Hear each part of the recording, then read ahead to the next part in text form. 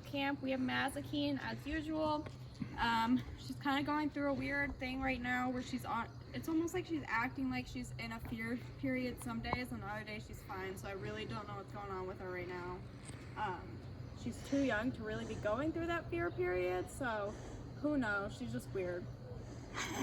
Today's video is going over intelligent disobedience. Intelligent disobedience is when a dog is, for example, let's say that your dog is trained very well to heel. It will not break that heel.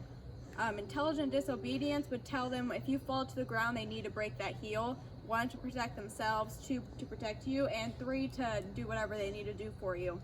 Another example is guiding a blind person.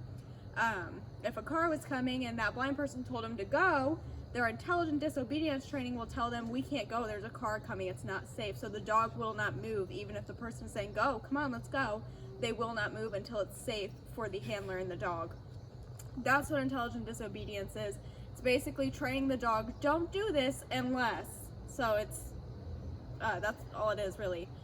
That I actually got requested was my dog is trained very, very well to heel at my side, and it doesn't really break that heel. I need the dog to be able to break the heel, either to respond or to alert, for example, when they pass out. Basically all you do for that training, things like downstay, Mazakine actually does know this. If I tell her to stay, she has to stay, and she will stay no matter what I'm doing around her, what's going on around her. She will stay where I told her to stay. But if she needs to alert to me or respond to me, she will break that stay. That is a sign of intelligent disobedience. Basically what you do is you get down the thing that you actually need them to get down. So for example, stay, heel, whatever you need to do, you have to get that down first before you can start getting intelligent disobedience added in there. You need them to be able to perform that in the first place. We can't let them know, oh yeah, you can get away with that right away. We want them to have it down packed before we start letting them get away with it for those certain cases. And then once they do have it down, you would start doing things with treats again.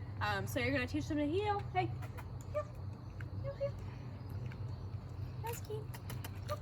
Oh, girl. So I'm gonna tell her stay. Stay. I'm gonna tell her to stay. And what you're gonna start off doing is, first, when you teach them stay, good job, good job. Okay, sit. Stay. So I'm gonna tell her to stay, and then she knows stay, so this is fine. Hey, I did not tell you to get up. Sit. She usually knows stay. She has no motivation right now. She just wants to go, girl. And I'm shaking, so she needs to tell me something's wrong. Good job, Mazakine, good job. And then a lot of praise for them breaking what, and you can even see with her, she does hesitate a little bit because she's trying to see if I want her to break it or not. Another thing that I do is tell them no if they start to break it, and they need to alert. I know that would usually be in situations where I know that it's going on. So they do also get a command for no, everything's okay, just stay over there, it's fine. You don't need a break, which is what she was waiting for. She was waiting to see if I was going to give her that nope, it's fine command. She just ate a mosquito. She tried to. Missed it. Sorry, honey. Didn't mean to smack you in the face. You want to get them good at it. So, for example, heel. You want to get them good at heel. For the blind, they have to be good at walking ahead of that person and guiding them around objects first. And then you start working on the intelligent disobedience aspect of it. Another person said that they have a guide dog and that's why they wanted to watch this video. So they didn't technically request it, but they said that. So I do want to go over that. With that, it is helpful if you have someone with a car that can drive by you. Then you can start teaching the dog not to go. Most dogs won't go anyways when they see a car coming up because they're smarter than that, but that does not guarantee anything. And if the dog is trained really, really well to go when you say go, it's probably going to want to go because you told it to go. And it's in the past been rewarded for that. So you'd be like, hey, come here. Go. So let's say I had a friend drive by in a car right here, and I told her, go forward. Go forward. She's acting like there actually is a car there. She's not going. Go forward. Hey, Stop sniffing the ground. Go, go, go. Anyways, what you would do is you would tell them to go forward, whatever your command is to get them to go. You would tell them to go, and then have someone else tell them to stop, or you yourself can tell them to stop. It doesn't matter really. But you're just teaching them, okay, but in this case you can't ignore me. In this case, that's all it is to it. All there is to it. I know it probably sounds confusing because it is hard to explain.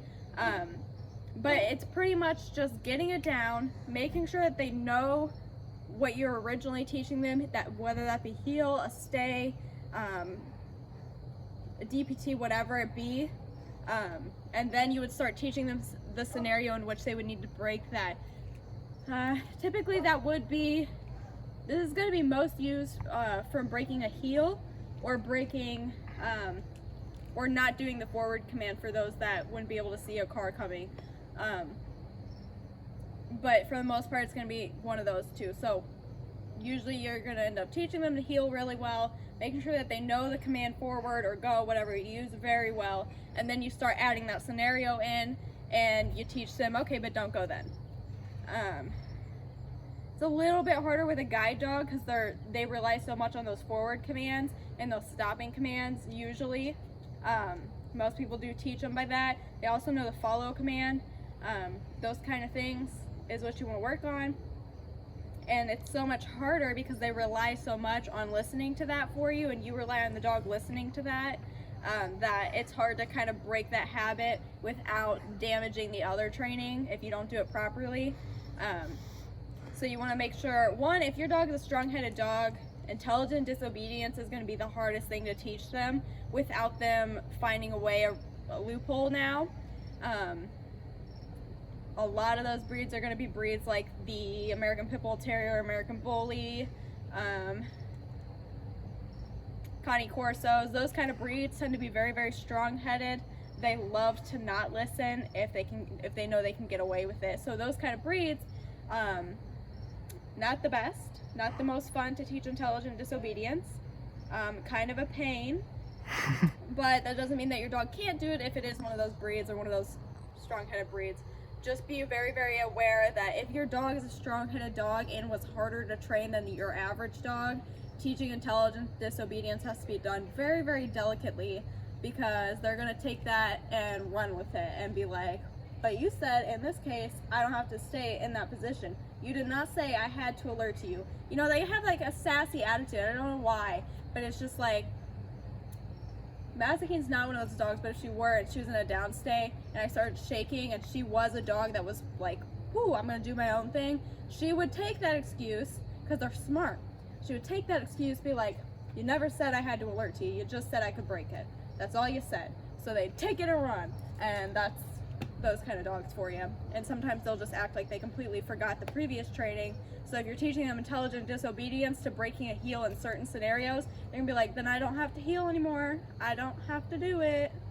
You told me I don't have to do it. You know, it's like dealing with a little kid all the time. Like, get over yourself. But you do have to do it very, very delicately with dogs like that who love to take advantage of everything you do. Typically that's not going to be a super good SD anyway, so I know a lot of you probably won't have that issue. But for those of you that do, just be careful when teaching this. That's just about it for it. It's really, really confusing, I think, when you're trying to explain it verbally. It's a lot easier to show you guys, which is why I try to give you a few examples, but I can't show you everything. With guide work, I will say it's easier to do things like objects in their way. They have to learn to go around those anyways. They have to learn how to get you and themselves safely around different objects, so you do have to teach them that anyways. But things like that, you would tell them to go forward and make sure they're placed directly in front of it, and they have to figure out how to get around with you and itself not getting injured by that thing. And that's where you have to start with intelligent disobedience. Typically forward with most guide dogs does mean go straight forward, not go around, but we have to teach them you do have to go around things, otherwise we're going to run into a pole. So keep that in mind. You do have to teach them that too. But yeah, that's it. It's confusing. I know it's not the easiest thing to do. It can be a delicate process depending on your dog. Most dogs will be pretty okay with it as long as you made sure that you had it down solid before teaching them, okay, you can break it in this case. It should be everything.